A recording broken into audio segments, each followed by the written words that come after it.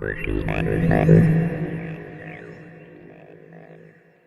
everyone, it's Infinity Gamer here, and welcome to another battle report. This might seem familiar, but it's my O12 going up against a friend's Ariadna TAC force.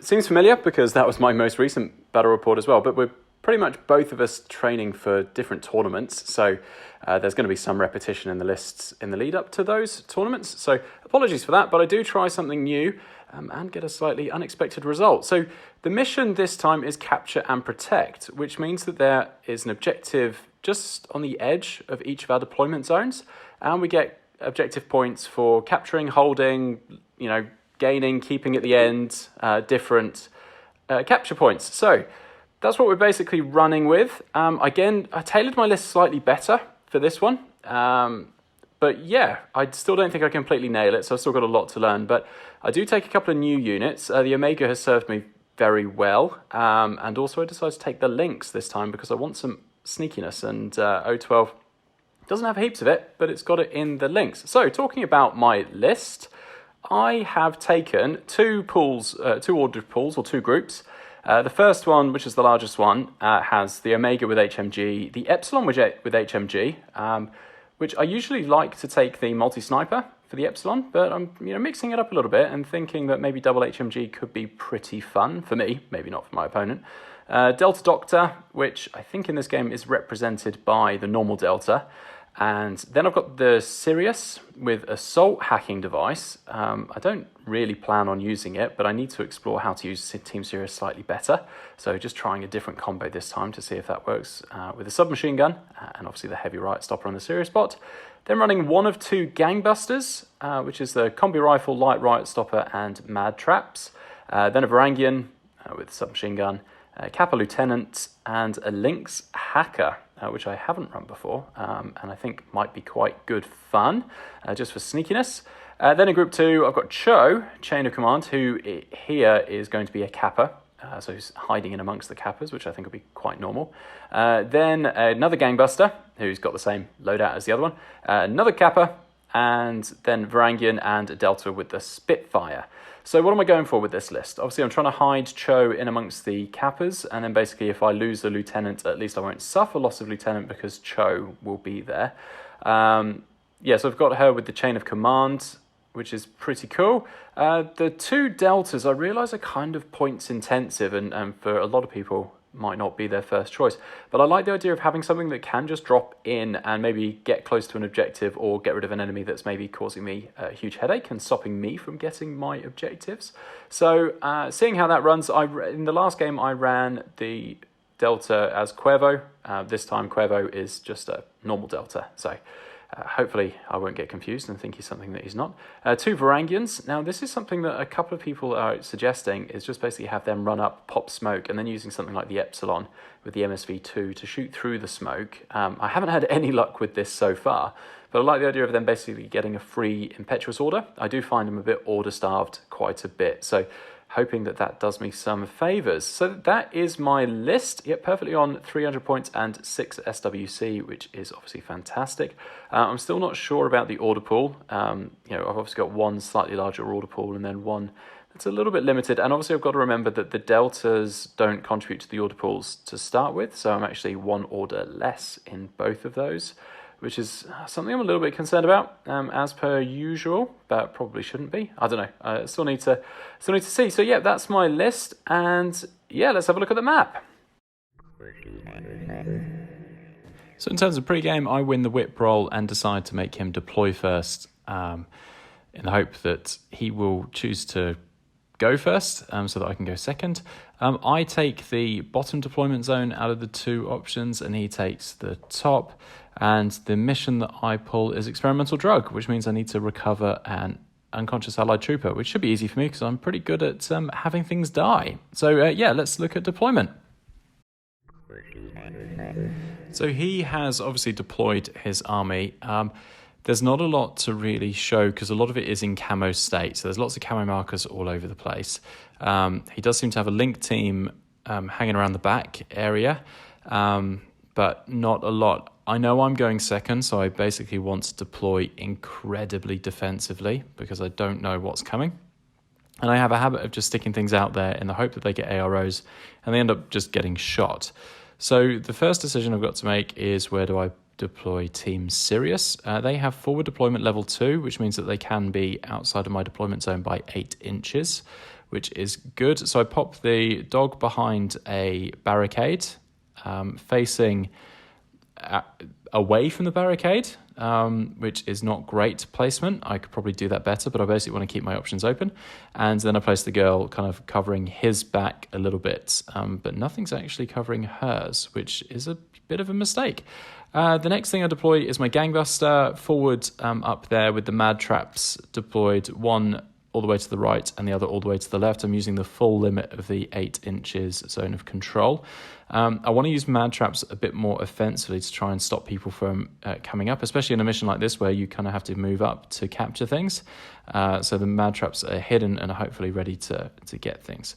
I then have a second gangbuster hidden up in the first story of a more defensive position, and I've deployed his mad traps a bit more defensively so that if he gets close to my beacon, one of those super goblin gremlins would hopefully run out and grab it and stop him from doing that. So that is what I'm aiming for. Alongside the Game Buster, I've got an Epsilon tucked around the corner. Again, pretty defensive. I don't want him just sticking his head out and getting shot. So he is hiding, but still on a second level, so he can hopefully provide some overwatch just in case that something good happens. Then on that far right-hand side, I've got a Kappa. I then have another Kappa hiding in kind of the middle of the boards, which is obviously going quite well. And then another Kappa at the far end of the boards. They are pretty much just facing the bottom of the table to hopefully provide some defense if something drops in behind my army. Then I have a Varangian chilling out next to the other Kappa. So yeah, that's where they're chilling. The blonde Kappa is my lieutenant, so I've got to be a bit careful of that. No, Cho is the blonde one. Sorry. And then another Varangian kind of hiding behind that building, which is represented by Hippolyta. And then got the Omega chilling out by that Varangian. He's chilling on the ground, ready to walk around the corner and hopefully start shooting stuff. And then in TO Camo, hidden deployment, I have the Lynx at that corner.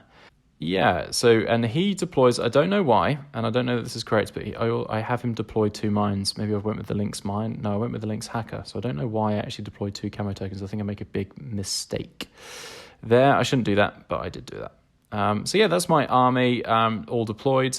Again, I can show you here, so I've got a couple of photos, but I don't know what I'm looking at really to know what is good, what I need to defend against. I think I get the facing on some of these models pretty wrong, so that's definitely a lesson learned. But yeah, hopefully nothing major. Yeah, I don't really know how to improve this a whole heap. It's nice to have 2 gangbusters. But yeah, that's kind of it. So yeah, moving on to his list.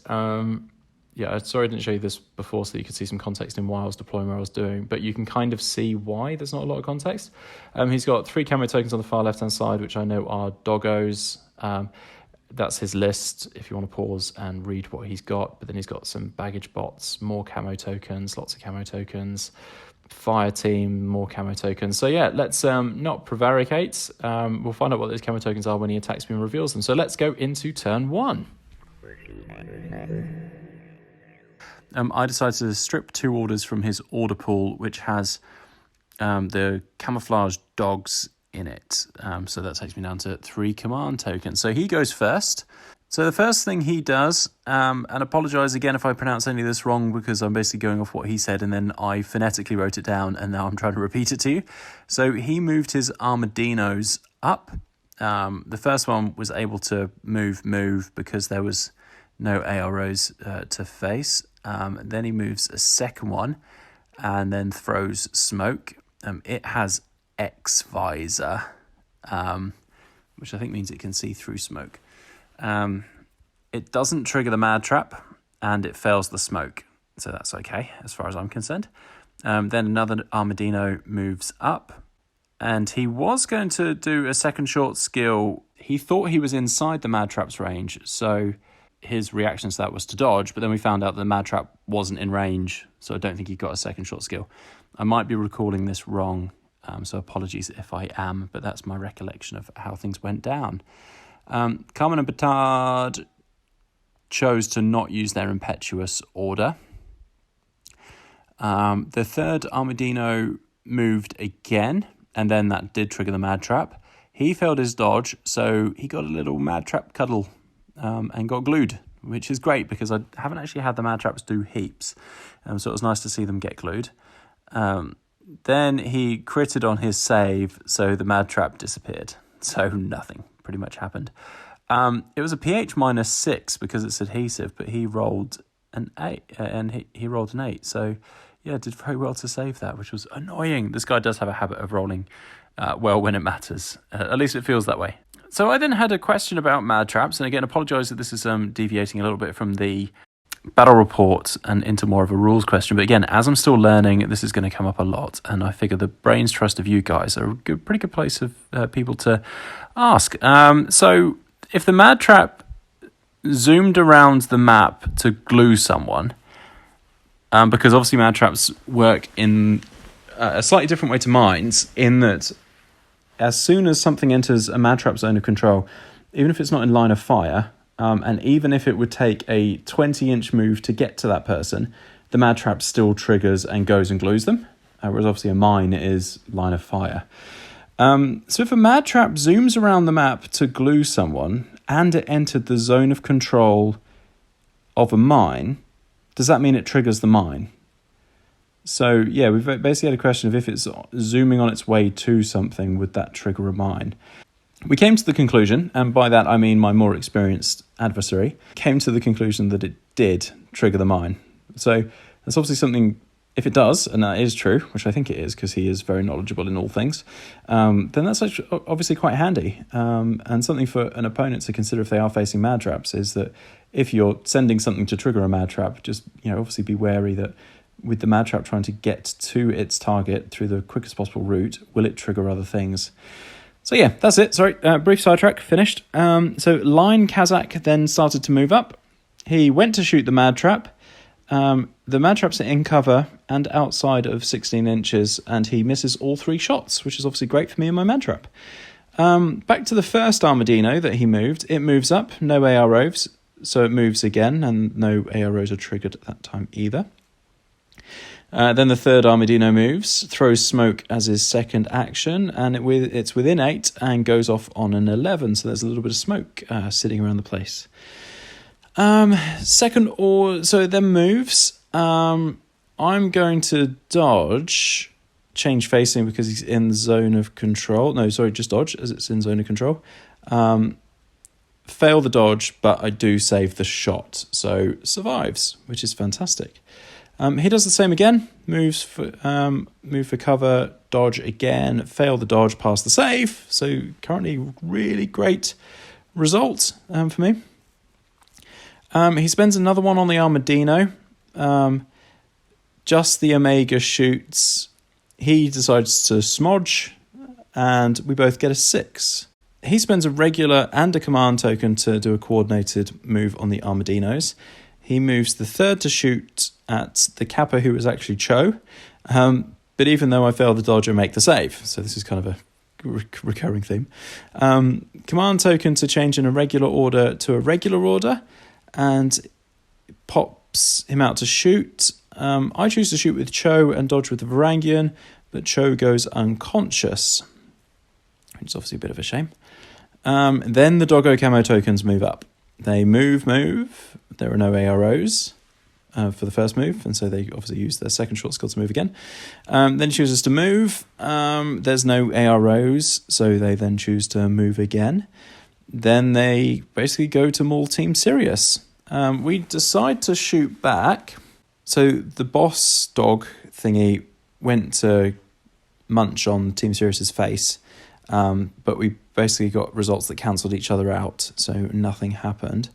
But then the other two do bite the lady Team Sirius, and so she is dead. Team Sirius dog goes to glue one of the attacking camo dogs. I don't know what they're called. I really should learn their name. Then he spends a command token to change an irregular order into a regular order and puts the doggies back in camo. So how do I feel that turn went? I saved a lot. There was a lot of stuff coming at me, shooting, and I didn't die as badly as I could have done or should have done. A little bit frustrated that Team Sirius died. They tend to die quite quickly a lot. I haven't yet found a purpose for them, and which is a shame because I feel like they've got huge potential, but I think I'm just using them wrong. I think I need to, what I've actually been suggested to do is to listen to a white noise podcast that talks about O12 a little bit, because at the moment I've been just trying to muddle my way through just by looking at the list and going, oh, that might be cool. But I think I need to get some expert guidance to try and optimize some of these units that I feel should be doing better, but aren't. And I feel like Team Sirius is definitely one of those. So yeah, I feel like turn 1 hasn't gone as badly as it could have done, but it could definitely be doing better. I hate those camo dogs. They just sprint up in my face and eat whatever they can. They suck. So then it's my turn 1. Varangian uses her impetuous order to move up, and I go to discover, and it is successful, which is a good start. Then the next Varangian also uses its impetuous, moves up, and goes to shoot, but will receive an ARO for this. She hits with the 2 chain colts. I get the save, and he dies.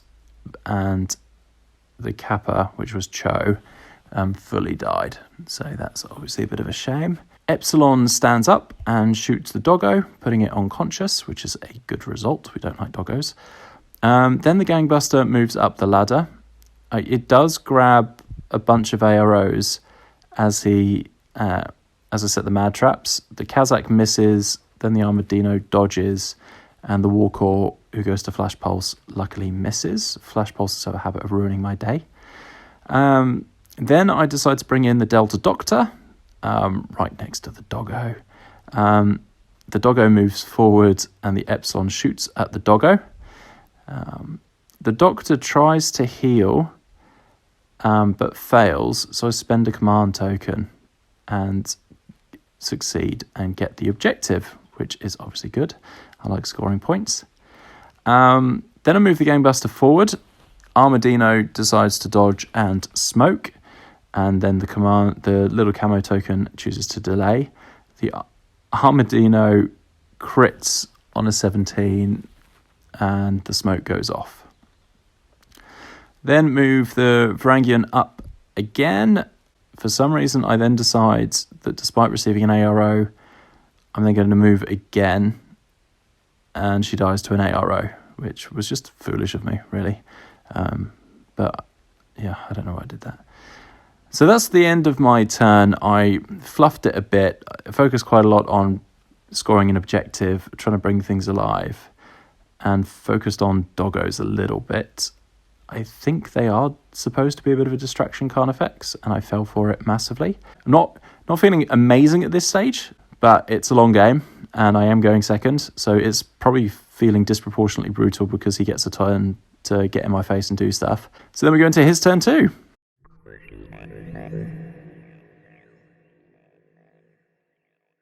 Then he moves Carmen and Batard, uses their impetuous, but stops before the Gangbuster can see them, which is very sensible, obviously. The Armadillo has moved up, and Gangbuster AROs with the combi shoot, and they basically both shoot each other and are unconscious, so mutually assured destruction. I'm pretty sure losing an Armadillo was not as bad as losing a Gangbuster, so again, my opponent's done a pretty good job there of forcing me into a rubbish situation. The rooftop camo token moves. I choose to delay. He reveals and shoots.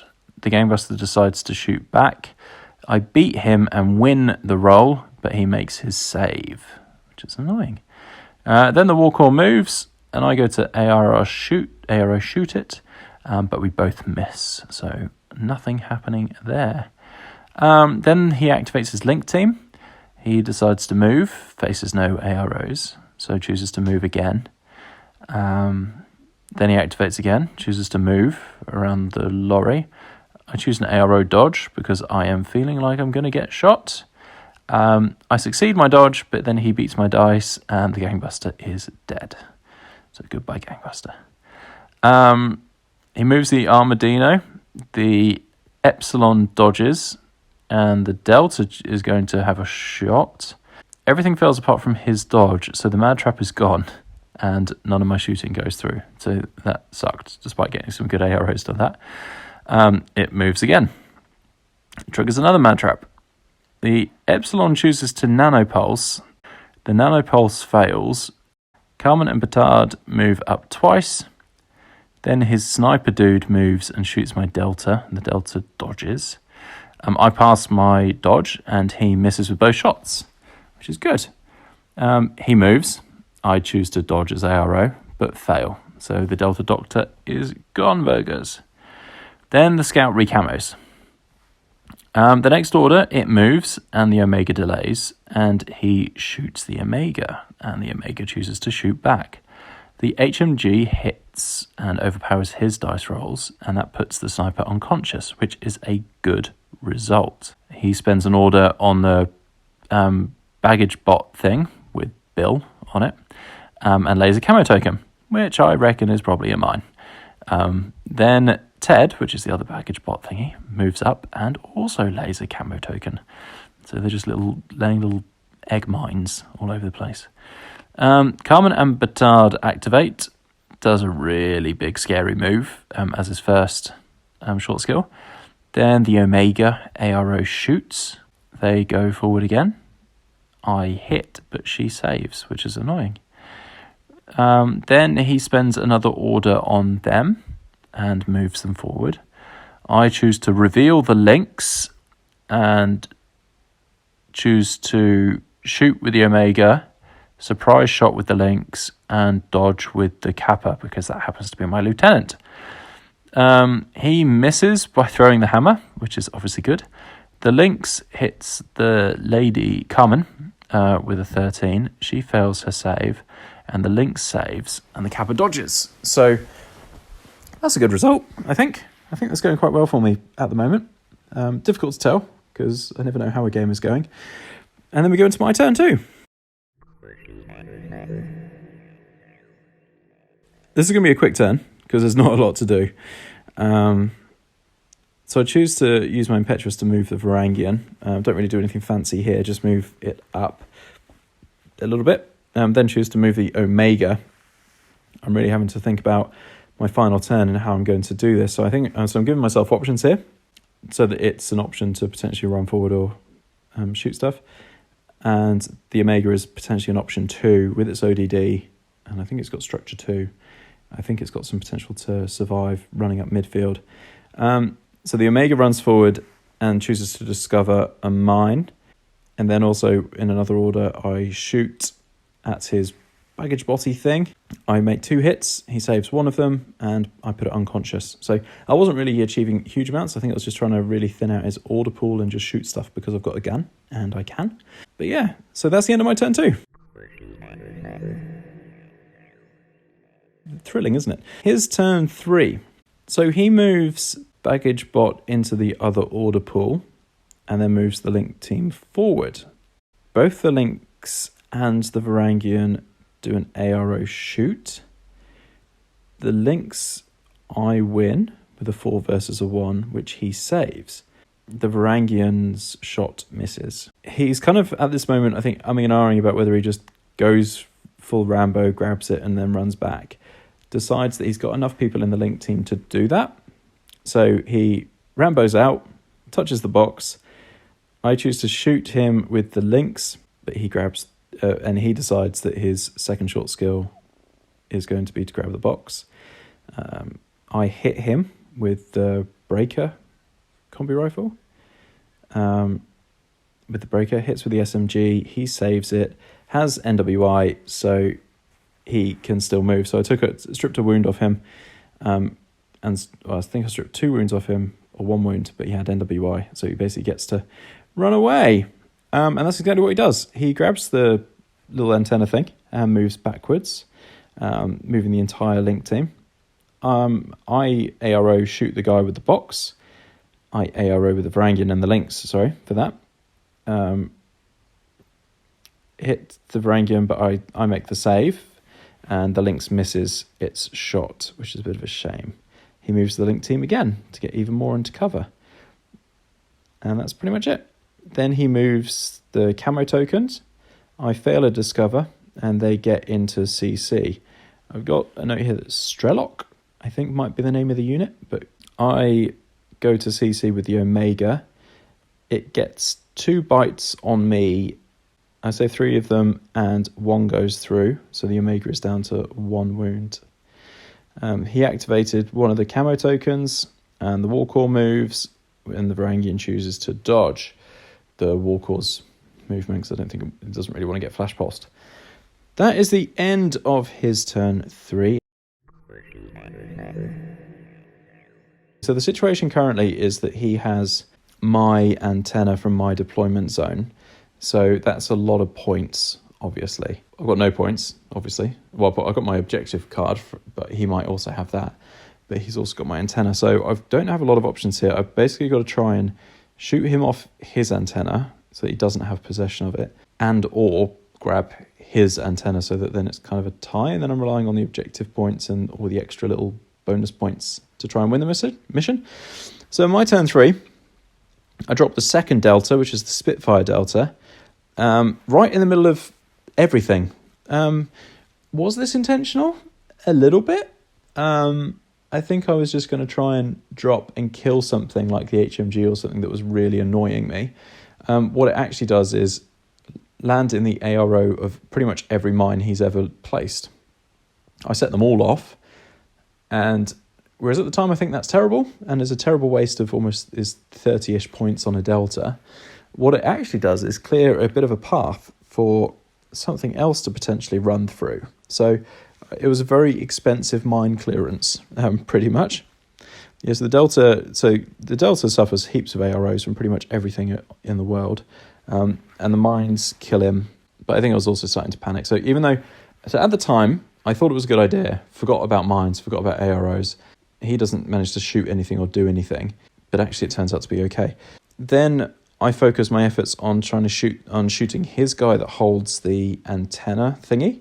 Managed to kill it, and that's great, and he drops it. Now, we actually looked in the rules afterwards, and had he have been sensible and left it had it so that another model was in base-to-base contact with that antenna at the end of his turn, then I would have had to have killed 2 models, because it seems to basically say a model that's in base-to-base contact with the antenna owns it. Something to bear in mind is maybe look at those rules on that mission. Just make sure that you end your turn so that more models are in base-to-base contact with it than you need, just in case one gets shot off. Obviously, that might mean that something just puts a heavy missile launcher or something onto you and kills everything, but might save you from this scenario where I just selectively aimed at the model that was touching it.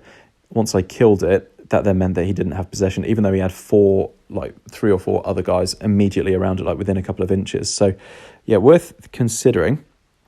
So he now doesn't have possession of my one. The Omega decides to go on a bit of a Rambo spree, runs forward. Warcore AROs, a couple of things ARO actually. The HMG guy, I think AROs, the Warcore AROs. The HMG misses, but the Warcore hits, and I fail I'm not going to save because I just need to move. And I basically get flash pulsed. But then I save, so I survive HMG's ARO and I survive the flash pulse, so I move again. But decide instead of moving this time, I'm going to dodge, but I fail my dodge. He luckily misses with the missile for a second time, but hits with a flash pulse. I then fail my save, and the Omega gets blinded. And then a shotgun bot misses. So out of all the things that hit, it was the flash pulse. And that was actually kind of annoying, because the flash pulse stops me from being able to grab the antenna. So even though I had an order or 2 left to potentially get there, I'd obviously have to survive actually another round of AROs, which I may have done or may not have, but I wasn't actually then going to be able to pick up the antenna. So that is the end of my turn, end of the mission.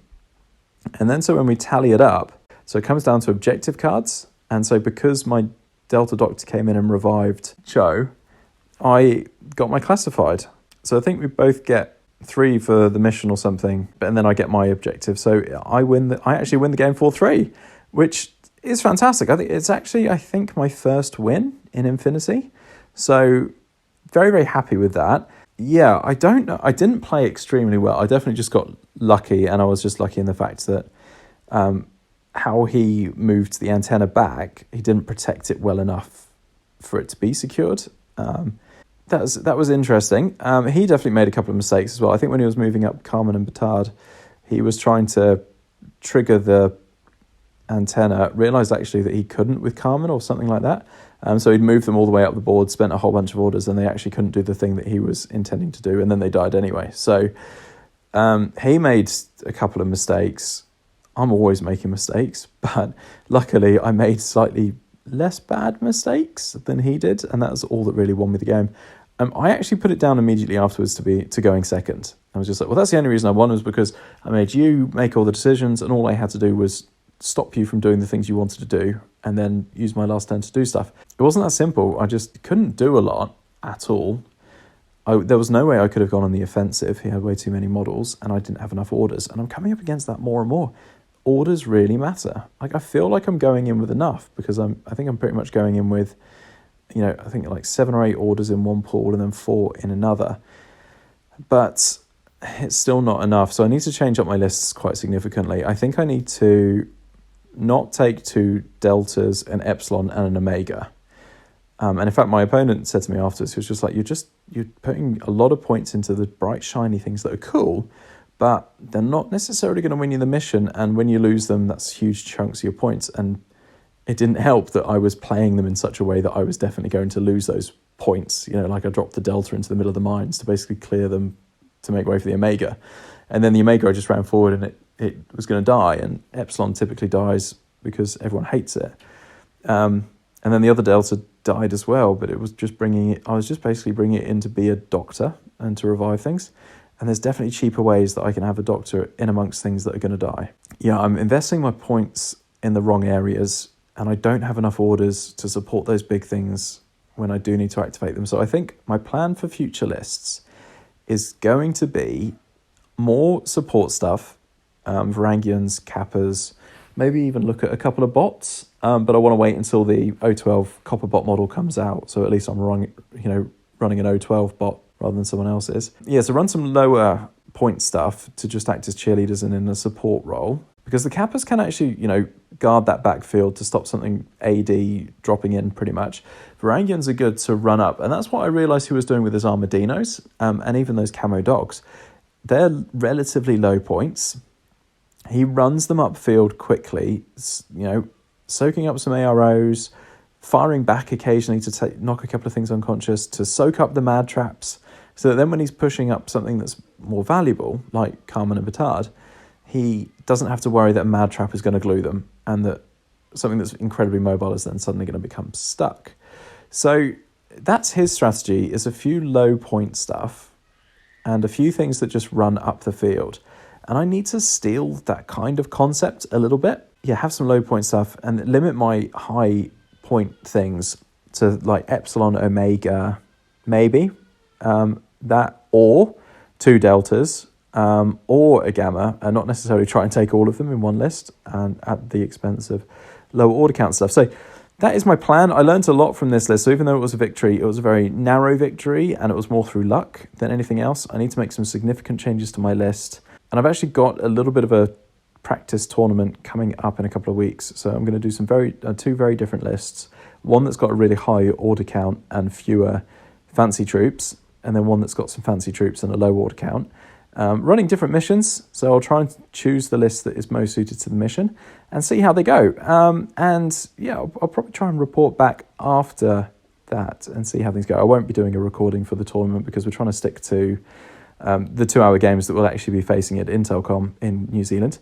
So I won't have time to film and make notes, so I'll just be focused on the game. But whatever battle report comes immediately after that, I will give you a brief summary of how it goes. Probably terribly, but hey, that's how we learn. Thank you so much for watching another little mini battle report. I really do appreciate your support, and thank you to everyone as well who puts comments in to try and correct my mistakes and everything like that. I do appreciate it. I never, see it as anyone's flagging me for being a rubbish player. I know I'm a rubbish player. And most of this is actually just super helpful in terms of just learning how to play this amazing game that we all enjoy. So thank you so much for all your support. Thank you to everyone who's subscribing to the channel. I really do appreciate it. Sorry it's been so long since my last video. And I promise the next one will come sooner. See you soon.